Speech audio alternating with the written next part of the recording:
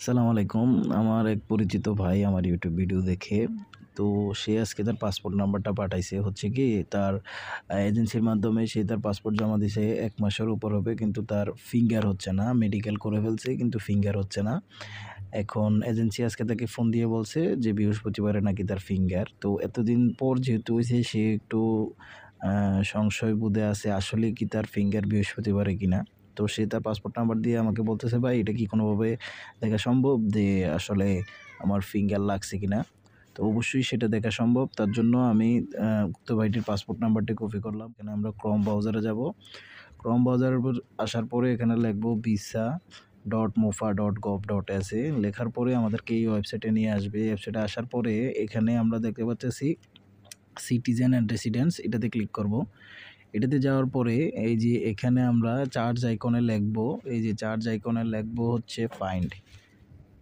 FIND find লেখার পরে এখানে আমাদের কাছে আসছে হচ্ছে ফাইন্ড অ্যাপ্লিকেশন ডাটা। তো এখানে আমি অ্যাপ্লাই দেব।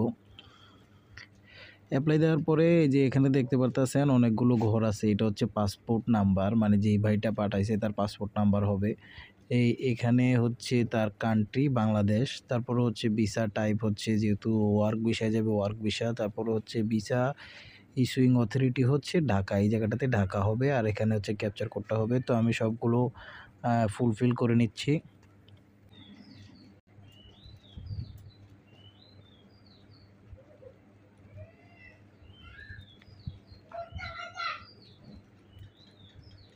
Dhaka passport number Bangladesh work Dhaka বসানোর পরে এখানে যে ক্যাপচার কোডটা আসছে এই ক্যাপচার কোডটা আমি বসাবো 14597।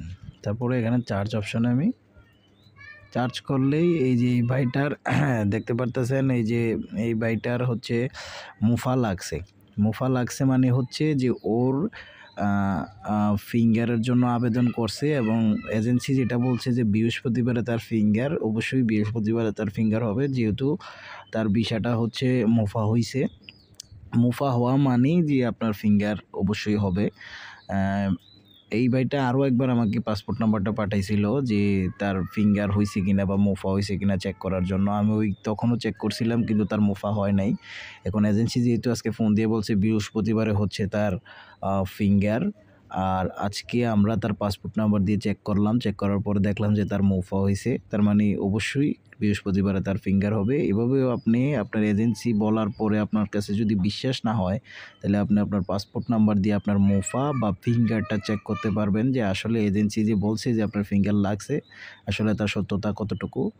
তো যদি উপকৃত হয়ে থাকেন তাহলে সবসময় পাশে থাকবেন, লাইক করবেন আর সাবস্ক্রাইব করতে ভুলবেন না। আসসালামু আলাইকুম।